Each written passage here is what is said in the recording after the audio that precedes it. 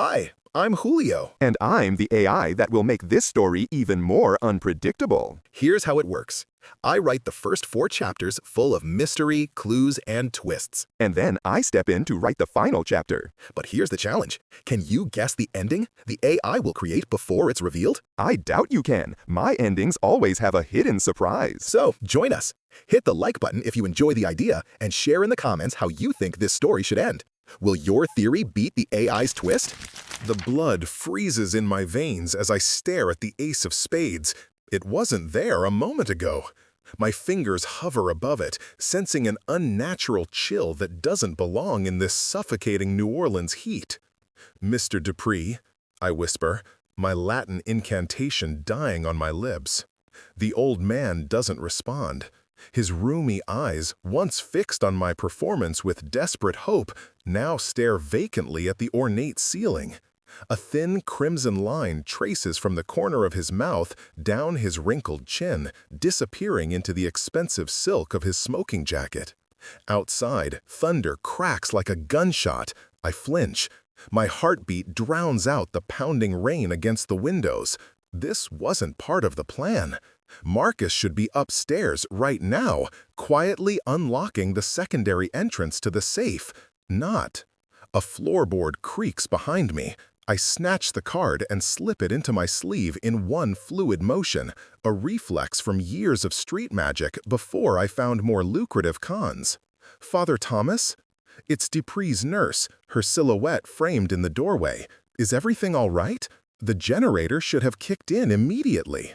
I rise slowly, smoothing my black shirt with its telltale white collar, an accessory I never fully abandoned despite leaving the church 3 years ago. The collar opens doors, inspires trust. People still call me father, and I still let them. "I fear Mr. Dupree has taken ill," I say, forcing my voice to remain steady. "Call an ambulance." She steps forward, sees her employer, and screams. The card burns cold against my wrist as chaos erupts. The mansion's staff appears from shadowy corners. Someone checks for a pulse, someone else runs for a phone. I step back, maintaining the solemn, concerned expression I've perfected over countless bedside prayers and fraudulent exorcisms. "He was fine just minutes ago," the housekeeper sobs. "He was looking forward to your blessing, Father." My eyes dart to the massive mahogany safe. Whatever's inside, bearer bonds, gold, blackmail material, is now beyond my reach. More pressingly, my assistant is unaccounted for. "I should check upstairs," I murmur.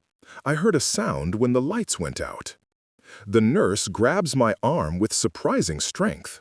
"No one goes upstairs. I've called Mr. Dupree's security team as well as an ambulance." Something in her eyes makes me pause. Not grief, not shock, but calculation. The same look I practice in the mirror. "Of course," I say, gently removing her hand. "I'll wait with the others." As I step into the hallway, the mansion's front door bursts open. Silhouetted against the storm stands a tall figure in a police uniform, rain streaming from his hat brim. Behind him, red and blue lights pulse through the deluge. "Nobody leaves," he announces, hand resting on his holster. His gaze locks with mine. "Especially you, Father." He knows me. And judging by his smile, he's been waiting for this moment for a very long time. "Detective Rollins," I say, recognition dawning as he steps into the light. "It's been, what, 3 years?" 2 years. 8 months, he corrects, water dripping from his raincoat onto the imported marble. Not that I'm counting, Thomas. The last time I saw Jack Rollins, he was a beat cop investigating a complaint against one of my spiritual cleansings for a French Quarter antique dealer. I talked my way out of it. He didn't forget. I didn't realize NOPD responded so quickly to medical emergencies, I say. "We don't." His eyes are flint. "Anonymous call came in 20 minutes ago. Someone predicted a death at this address. The cold card seems to pulse against my skin. 20 minutes before the power outage, before Dupree's death. Where were you when the lights went out? Rollins asks, too casually. Right here, performing a blessing for Mr. Dupree's safe. Ask anyone. The housekeeper nods confirmation from across the room, where paramedics are now pronouncing Dupree dead at the scene. I scan faces, looking for Marcus. No sign of him or the driver's uniform he wore. And your assistant? Rollins asks, reading my thoughts. My stomach tightens. What assistant? The man who arrived with you, the driver. Staff saw him heading upstairs. Before I can answer, a crash echoes from above. Rollins signals to 2 officers who bound up the curved staircase, weapons drawn. Wait here, he orders, following them. The moment he disappears, I slip into the study adjacent to the main salon. My mind races. Marcus wouldn't kill Dupree. The man was our mark, not our target. And that card, the Ace of Spades, it's a calling card I know from somewhere. A memory scratches at the back of my mind, something from my seminary days. The study is dark, except for lightning flashes through the windows. I move to the desk, finding it unlocked. Inside, correspondence, financial statements, a half-empty bottle of expensive bourbon. I pour a finger's worth into a crystal tumbler, needing something to steady my nerves. You shouldn't be in here, Father. I nearly drop the glass. The nurse stands in the doorway, her silhouette knife-sharp against the light from the hall. Just looking for a quiet place to pray for Mr. Dupree's soul, I lie smoothly. Like you prayed for Senator Willoughby's daughter, she asks, or Judge Moreau's wife? Or are your miracle cures only for the living and gullible? I set the tumbler down with a soft click. You know me. I know what you are. She steps closer. A fraud who uses people's faith against them. And what are you? I counter. Dupree's nurse? Or something else? A smile flickers across her face. Let's say I have my own interest in that safe. Another piece clicks into place. You knew about the second entrance. You were upstairs when the lights went out. Maybe. She's close enough now that I can smell her perfume. Gardenias, like the ones dying in vases throughout the mansion. But I didn't kill him, and I didn't leave that card. Then who? Father Thomas. Rollins's voice cuts through the darkness. He stands in the doorway, Marcus's driver cap in his hands.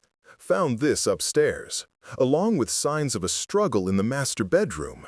No sign of your assistant, though. Care to explain? I can't, I admit, genuine concern coloring my voice. Marcus is many things. Partner, former altar boy, occasional lover, but never unreliable. There's more, Rollins says, his expression unreadable. Dupree's bedroom safe is open, empty, and there's a hole in the wall connecting to the main safe downstairs. The nurse tenses beside me. But that's not all, Rollins continues. The medical examiner says Dupree wasn't murdered. Preliminary cause of death appears to be natural, heart failure. Relief floods through me, quickly followed by confusion. If Dupree died naturally, why the broken glass? Where's Marcus? And why the Ace of Spades? However, Rollins adds, we found something unusual on the body. He produces an evidence bag containing a small, damp piece of paper. This was in his mouth. Through the plastic, I can make out a partial message written in elegant script. For the sins of the father. The rest is dissolved by saliva and blood, but I know those words. They're from an obscure Catholic rite of exorcism, one that hasn't been performed officially in decades. Does this mean something to you, Father? Rollins asks, watching my face. Before I can answer, all the lights in the mansion go out again.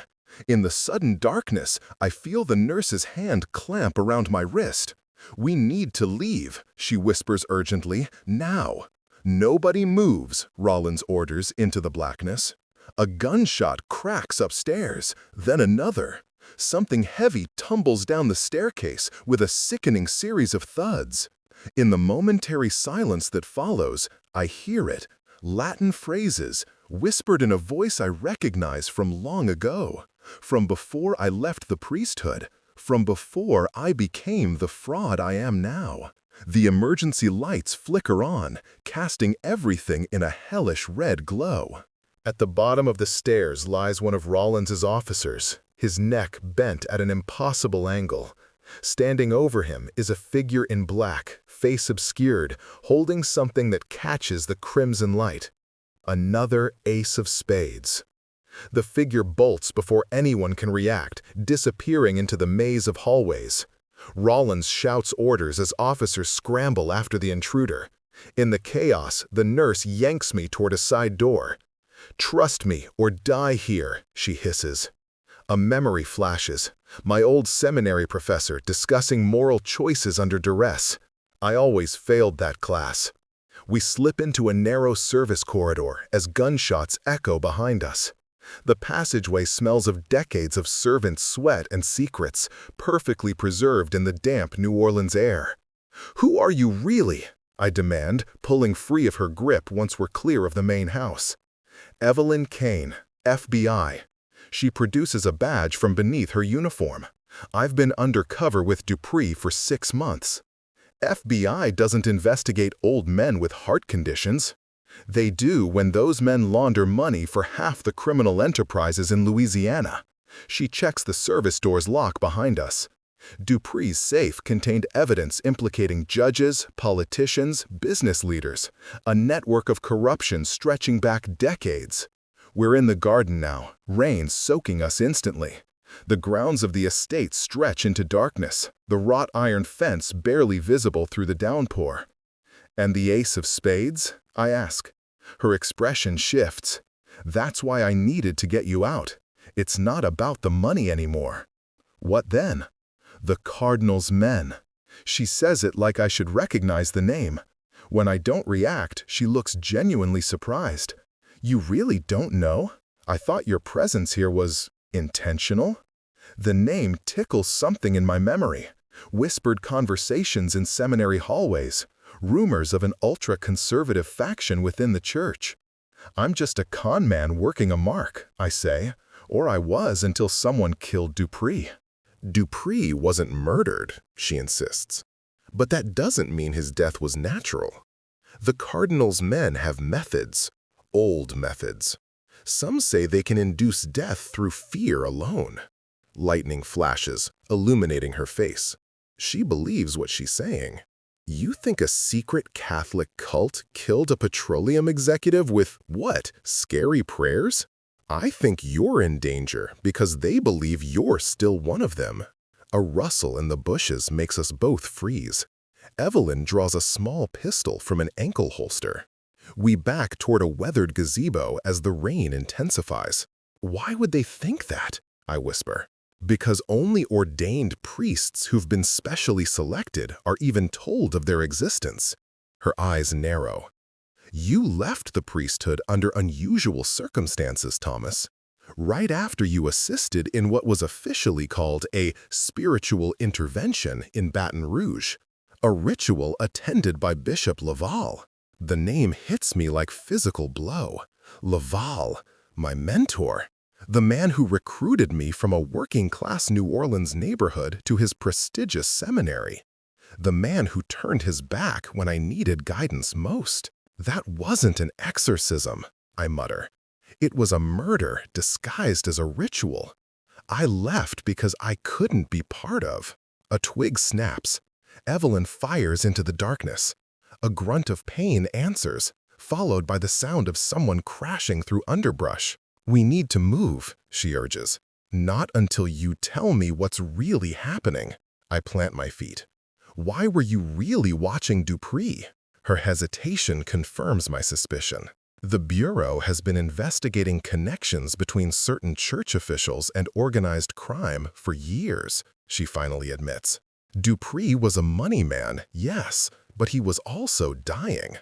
He reached out to us, offering evidence about a network that operates in the shadows between religious and criminal enterprises. The Cardinal's men, I murmur. They enforce silence, punish traitors, and protect the church's darkest secrets. The Ace of Spades is their warning. Death comes for betrayers. Another memory surfaces, a playing card pressed into my hand by Laval after that night in Baton Rouge. Some sins require penance beyond what Rome prescribes, he'd said. I need to find Marcus, I say suddenly. Your assistant is either dead or running, Evelyn says flatly. We need to. The gazebo door creaks behind us. We both spin around. Marcus stands there, soaked and bleeding from a gash on his forehead. His driver's uniform is torn and stained with something darker than rainwater. Thomas, he gasps, they knew we were coming. They've been watching you for months. Who has? The bishop sent them. His eyes dart to Evelyn. Don't trust her. She's not FBI. Evelyn's gun swings toward him. He's delirious. We need to go. I look between them. Years of professional deception making me hyper-aware of every micro-expression. Marcus is terrified but truthful. Evelyn is controlled but hiding something significant. The note in Dupree's mouth, I say slowly, for the sins of the father. It wasn't about Dupree's sins, was it? A flash of comprehension crosses Marcus's face. Thomas, Dupree was going to tell you something tonight about your father. My father died when I was 10, I say automatically. The story I've told for decades. No, Marcus shakes his head. Your real father. Bishop Laval knew him. That's why he recruited you specifically. The ground seems to tilt beneath me. What are you saying? Enough, Evelyn cuts in. We're leaving, both of you. She gestures with the gun toward a narrow gap in the hedge maze. As we move forward, I notice she's texting one-handed on a small mobile phone, cutting-edge technology few civilians would have in 1987. Who are you calling? I ask. Back up, she says without looking up. The maze opens onto a gravel drive where a black sedan waits, engine running, headlights off. A man in a chauffeur's cap holds the rear door open. After you, father, Evelyn says. I hesitate, the ace of spades still cold against my wrist. The rain has thinned to a drizzle, and I can see the chauffeur's face now. He's wearing the clerical collar beneath his uniform jacket. Run! Marcus shouts, shoving me sideways as the chauffeur reaches inside his jacket. The sound of the gunshot is muffled by the humid air, almost gentle. Marcus jerks backward, a red stain spreading across his shoulder. I grab him by his good arm and drag him behind a massive oak as more bullets thud into ancient bark. Go, he gasps. I'll hold them. Not without you. I rip his sleeve to improvise a pressure bandage. Who are these people, Marcus? The truth. Laval's personal security force. His face is ashen. Some are former priests. Others never took vows, but serve the cause. What cause? I demand, tying the fabric tight. His eyes meet mine. The preservation of bloodlines. Holy bloodlines. Behind us, I hear Evelyn arguing with the chauffeur. Not the behavior of conspirators. Stay here, I whisper to Marcus. I creep through the underbrush, circling back toward the voices. The rain has stopped completely, leaving an eerie silence broken only by dripping leaves and distant sirens. You weren't authorized to extract him, the chauffeur hisses. The bishop wants him brought to the sanctuary. The Bureau needs him alive and talking, Evelyn counters. If he dies like the others deserved their fates. Thomas may yet be redeemed. I step on a twig. The snap might as well be a thunderclap. Both turn toward the sound, weapons raised. I raise my hand slowly. Let's all calm down. I'm the one everyone wants, right? So let me suggest a compromise.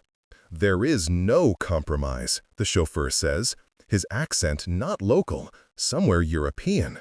You will come with me to meet Bishop Laval. And if I refuse?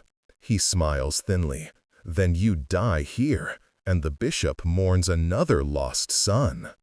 The way he says son sends a chill through me that has nothing to do with the damp night air. Thomas, Evelyn interjects, the FBI can protect you. Witness protection, new identity, the works. But we need your testimony about Laval's organization. His testimony is blasphemy, the chauffeur spits. The cardinal's men answer to a higher authority than your government. I need to play for time. You know, I left the church because I saw through its hypocrisy. Old men in robes giving orders based on texts they barely understand, exploiting faith for power.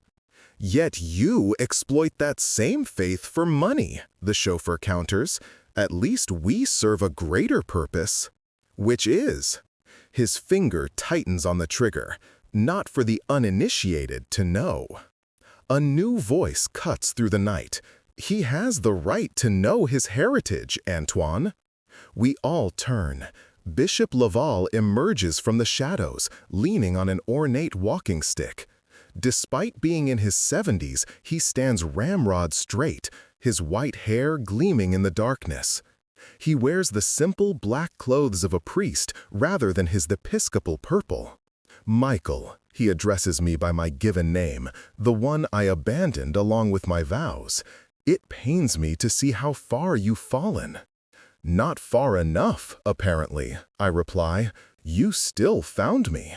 We never lost you, Laval gestures, and two more men in dark suits materialize from different directions. One grabs Evelyn, disarming her with practiced efficiency. Federal agent, she shouts, struggling, you have no idea what you're doing. On the contrary, Laval says mildly, we understand precisely the stakes of this game, better than your superiors. I scan for escape routes. There are none. What do you want from me? I ask Laval. Only what is rightfully yours. He steps closer. Your birthright, your true calling. I'm a con man, not a priest, not anymore. Both are merely roles you play, Laval says. Neither is your true identity.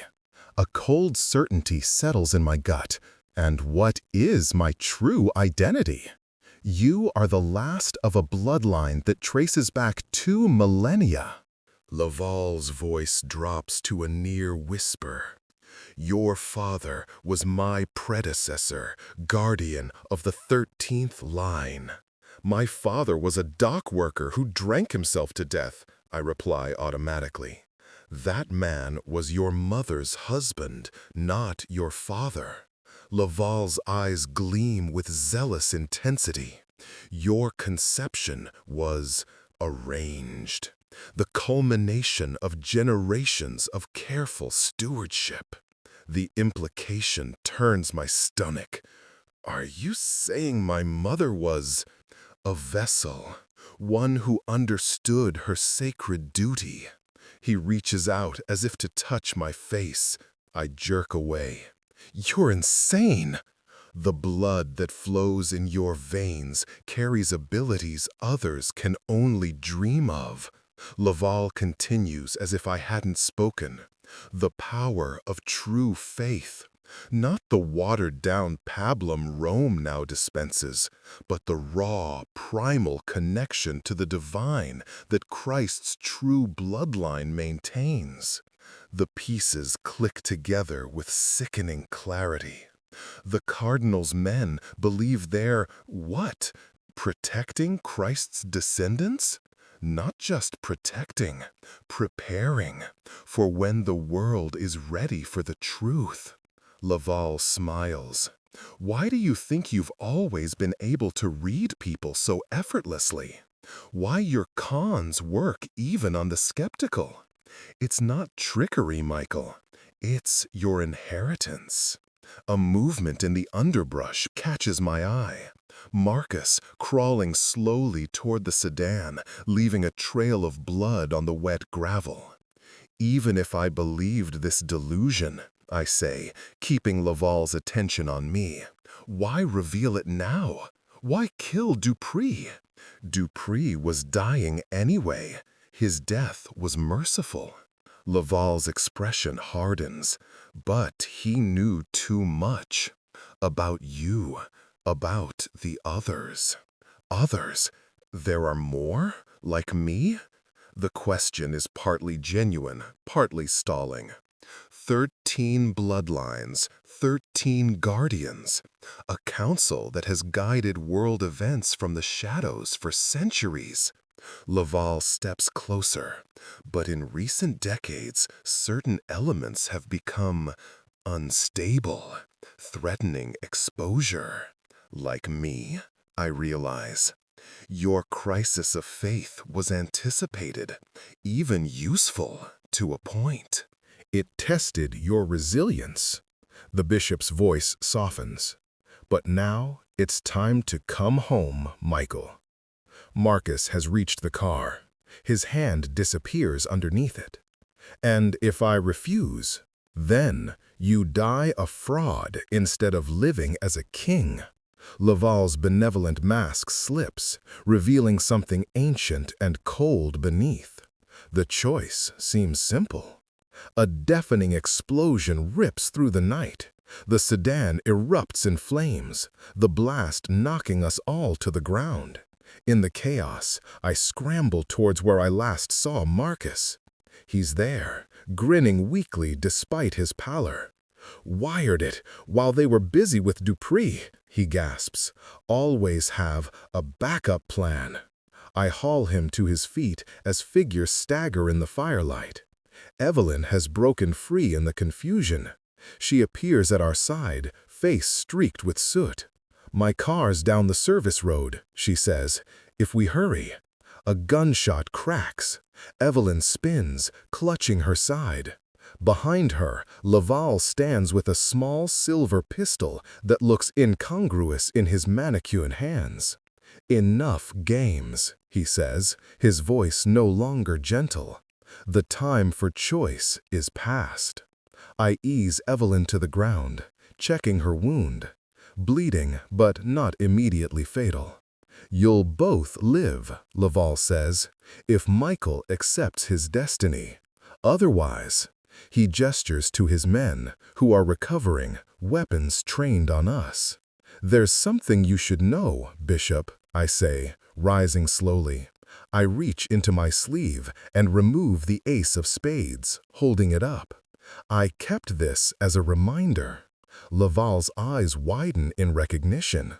"Not of your power," I continue, "but of your greatest weakness, your fear of exposure." I flip the card to reveal writing on the back. Microscopic script I'd noticed earlier but hadn't had time to read. Names, dates, account numbers. Dupree didn't just keep records in his safe, I say. He kept insurance. On all of you. Laval's composure cracks. "Give me that card, now." Too late.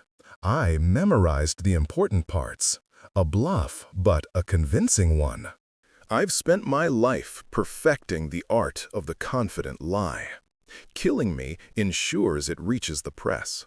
For a moment, I see calculation in the old man's eyes, weighing the risk of my bluff against the certainty of scandal if I'm telling the truth. Then Marcus collapses beside me, his breathing shallow.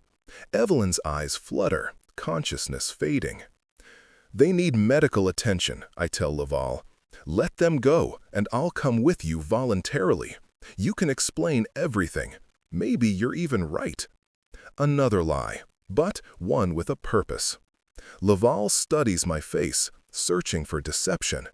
Whatever he sees there convinces him. "Take them to the hospital," he orders his men.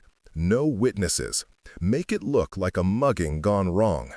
He turns back to me. "And you'll come to the sanctuary. Tonight, there's a ritual that must be performed before dawn." As his men lift my friends, I step toward Laval, playing the part of the prodigal son returning to the fold. I have one question first, I say. Yes. The ace of spades. Why that symbol? A thin smile crosses his face. Death comes to all men, Michael, but only some have the power to delay it or hasten it. He gestures toward the burning car. Now, come. Your new life awaits.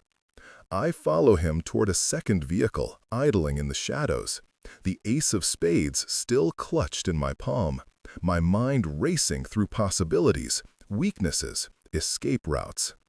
If there's one thing my years of cons have taught me, it's this. The most dangerous moment is when your mark believes they've won. The air is thick with smoke and tension as I follow Laval, my heart pounding in a chaotic rhythm. The remnants of the burning car cast eerie shadows on the ground, flickering like the remnants of my old life. Every step toward him feels like a step deeper into a trap, a web spun from ancient secrets and bloodlines I never wanted to be part of. "Your new life awaits," he says, his voice smooth, almost paternal. I can't shake the feeling that I'm walking toward my own execution. As we approach another vehicle, a black SUV, I glance back at the chaos left behind. Evelyn and Marcus are being loaded into a different car, their faces pale but alive. They're safe for now. I need to keep them safe. "Get in," Laval commands, and I obey. My mind races with the implications of everything that's happened. The ace of spades still feels cold in my palm, a stark reminder of the stakes. The driver, a stoic man in dark glasses, nods at Laval before sliding into the driver's seat. The engine roars to life, drowning out the distant sirens. I steal a look at the bishop, who gazes out the window, lost in thought.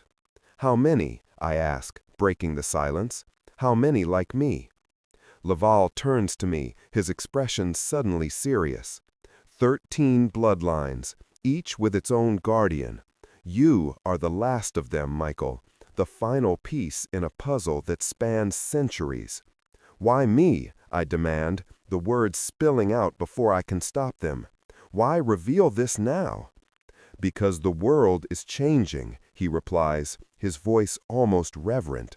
"The balance of power is shifting. Those who know the truth must prepare." "Prepare for what?"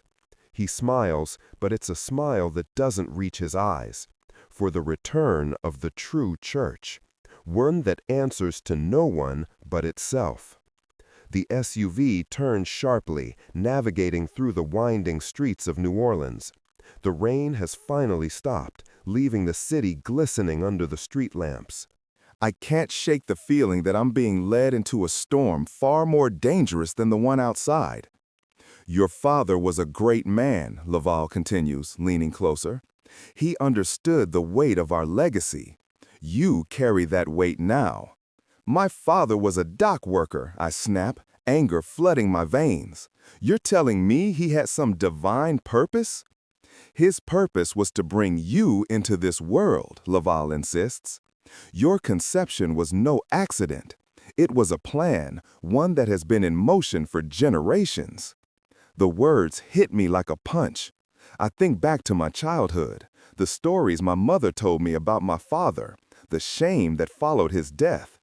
"You're saying my mother was chosen," Laval interrupts, his eyes gleaming with fervor.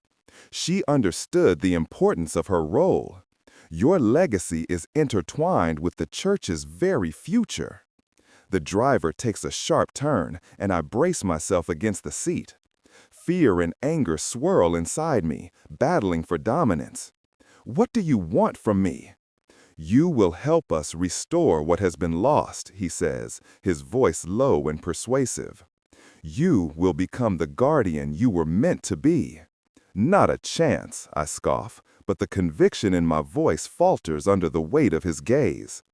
"You have a choice," he continues, unrelenting. "Join us willingly, or face the consequences of defiance. The Cardinal's men are not known for their mercy. I glance out the window again, searching for a way out. My instincts scream that this is a trap, but the thought of Marcus and Evelyn keeps me grounded. They're counting on me to figure this out. The SUV slows, pulling into a secluded driveway lined with tall hedges and wrought iron gates. The estate looms ahead, a shadowy figure in the night, its grandeur hidden behind the darkness. "Welcome to the sanctuary," Laval announces, as if it were a temple rather than a prison. I step out into the cool air, the faint scent of jasmine mingling with the damp earth.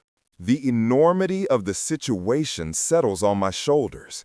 This is it, the moment where everything converges. Inside, the foyer is illuminated by flickering candlelight, casting dancing shadows on the walls. The atmosphere is thick with incense, and I feel the weight of history pressing down on me. This place has seen generations of secrets, and I'm about to become part of that legacy. "Follow me," Laval instructs, his tone brisk as he leads me further into the heart of the sanctuary. We have much to discuss. We enter a grand hall adorned with religious artifacts and portraits of past guardians. I pause before one, a stern-looking man dressed in robes, eyes piercing. "Is that?" "Your ancestor," Laval confirms, "one of many who have walked this path before you." I shudder, feeling the weight of expectation bearing down on me. What if I refuse? "Refusal is not an option," he replies, his voice cold and unyielding. "You will see the truth, and you will accept your role. There is no escaping your destiny." As we approach a large wooden door, Laval turns to me, his expression softening slightly. "You're not alone in this, Michael. We will guide you." I want to scream, to fight against this preordained fate, but the reality is closing in. The sanctuary feels like a cage, and I'm the bird trapped inside. "Open the door," Laval commands, and I step forward, my hand trembling as I grip the handle. The door creaks open, revealing a dimly lit chamber lined with ancient texts and ritualistic items. "Welcome to the council room," he says, stepping inside. I follow, my heart racing. The room is filled with a small group of men and women, their faces obscured by shadows. They turn to me, their gazes penetrating. "Michael," Laval announces, "the last of the 13th line." A murmur ripples through the room, and I feel the weight of their expectations. My stomach churns with dread. "Tonight, we will initiate you," Laval continues, his voice resonating with authority. "Tonight, you will reclaim your birthright." "I'm not ready for this," I protest, my voice cracking. "Readiness is irrelevant," one of the figures replies, stepping into the light. It's a woman with sharp features and intense eyes. "What matters is your acceptance of the truth." "What truth?" I demand, feeling the walls close in. "The truth of your lineage," she says, her voice steady. "That you are destined to lead us into a new age." My mind races, piecing together the fragments of the past. Dupree's death, the ace of spades, the whispers of the Cardinal's men. What happened to Dupree? "His death was a necessary sacrifice," Laval says, his gaze unwavering. "He was too close to revealing our secrets." "You must understand, Michael, this is about survival, for the church and for you." "Survival?" I echo, feeling the gravity of his words. "At what cost?" "Everything has a cost," the woman interjects, "and in this world, knowledge is power. Your bloodline carries the weight of that power." The room grows silent as I process their words. The truth is unfurling before me, an intricate tapestry woven from deception and destiny. I feel the pull of my ancestry, the weight of responsibility settling onto my shoulders. "Will you accept your role?" Laval asks, his eyes searching mine. I take a deep breath, the air heavy with incense and expectation. What if I say no? Then you will face the consequences, Laval says, his voice firm. You will be hunted, just like Dupree. The Cardinal's men will not let you go.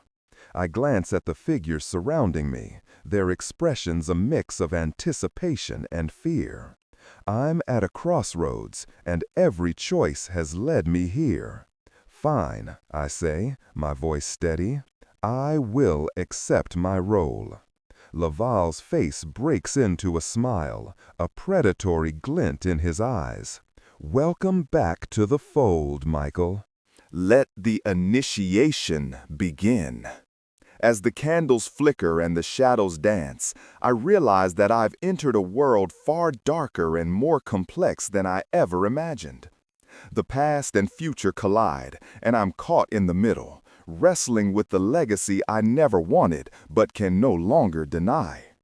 The ace of spades still clutched in my hand, I prepare to step into the unknown, knowing that whatever comes next will change everything.